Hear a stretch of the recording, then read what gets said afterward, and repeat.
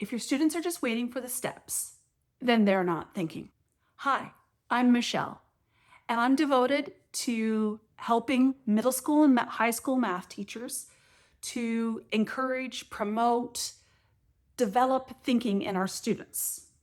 First of all, I'm going to quickly go into why math thinking is important. Thinking is the way we engage in things. And if we don't think about our topics, especially in math, we can get lost in the memorization cycle where we don't understand something, we memorize a procedure or a formula. We are fine with that cycle until we stop being able to remember it. And it's all based on that memory bank. So one of the reasons that we want to think in math class is because we want to make sure that students are not just depending on their memorization skills. There are lots of things in our world that we just don't need to memorize anymore. With the advent of the internet and YouTube and all of the wonderful features that we have available to us, if we want to know something, we don't have to memorize it anymore. We can go and look it up. And so we want to make sure that our ability to understand things is more valued than our ability to memorize it. I wanted to focus this video on strategies that we can start right at the beginning of the year. This could be the beginning of a semester. This could be the beginning of a year. This could be the beginning of your time with a class. So there are 4 strategies that I wanted to go into. The first one was making sure that you focus on a productive struggle. It's okay for students to struggle. And we have to continually have those conversations in our classrooms, that it's okay for things to be hard, that we acknowledge that things sometimes take work, and that it's different for everyone.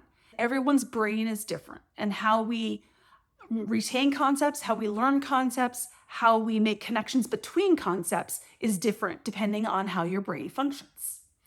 And so I talk a lot with my students about, I'm going to give you a bunch of different strategies, but some of them might appeal more to your brain than others.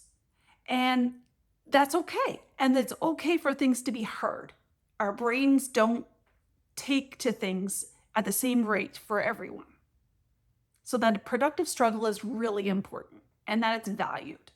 The second thing is a great way to start up the year, start up a time back after a holiday or after a longer break.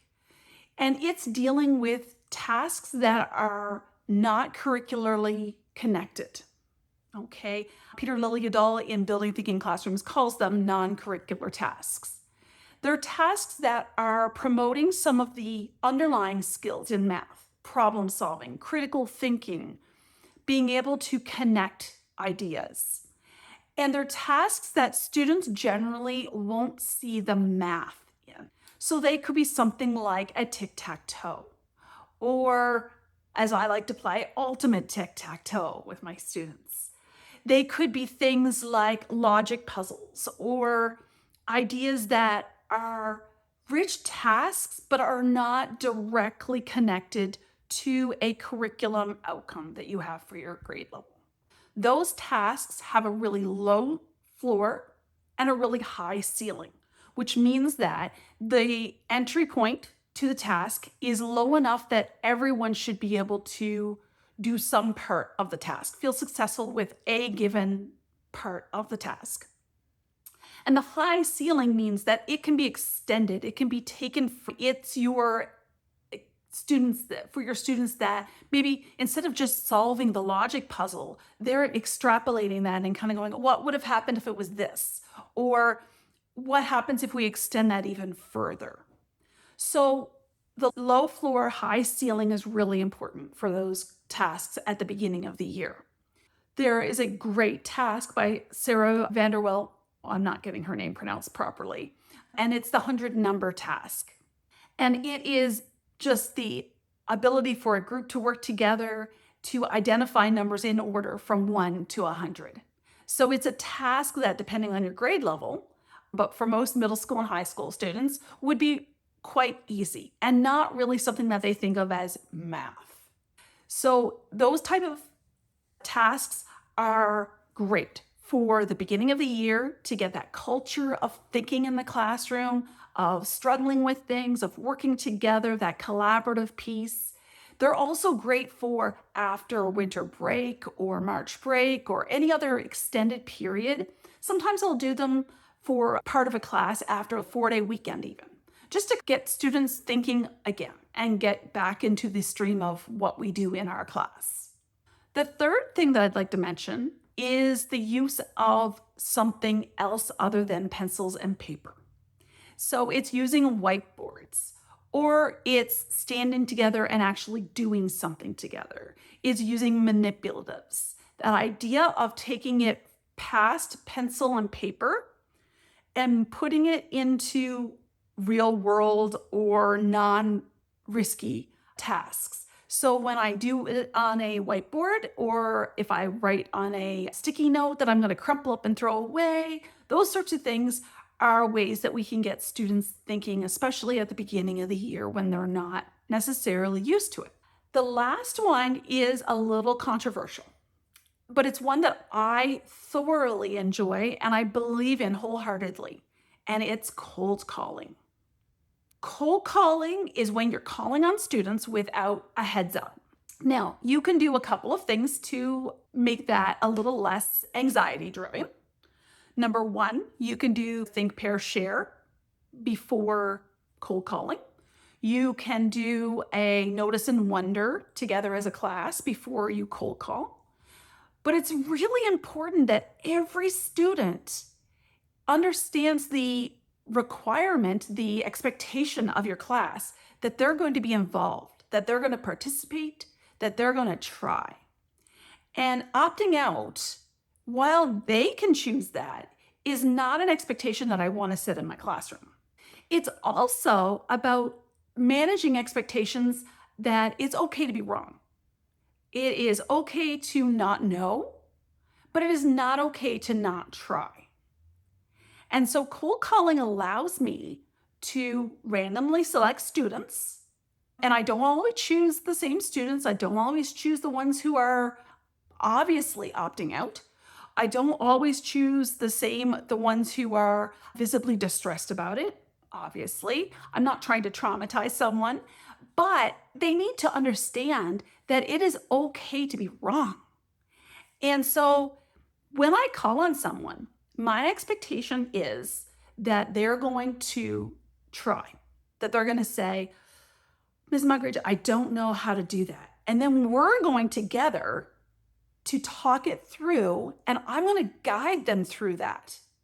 And we're going to figure it out together right then, that it's okay to not know. But it's not okay to say, I have no idea. I'm like, okay. So then I try to prompt and I go, it's not okay to opt out. Now, one thing I do have to talk to my class about, and I do it many times throughout the year, I talk to them about the fact that I will never intentionally embarrass anyone in the class.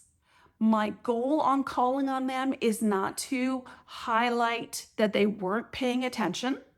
My goal is to help. And the only way that I can ensure that they get something is by having that conversation with them. So I will always guide them if they're lost. It's not about saying, you didn't get it, and then moving on. It's about saying, oh, you're not getting it yet? Okay, let's talk it through. Because if they're not getting it, for sure there's other students in the class who aren't getting it. So I'm a big proponent of cold calling. The last thing I want to mention about cold calling is in regards to anxiety, which is a huge epidemic in our society these days with young people.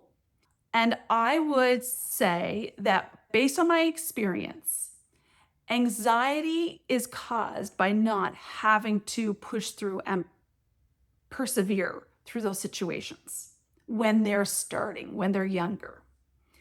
It is harder at high school because they've got years of built up experiences where they have been anxious and they have been gotten out of a situation.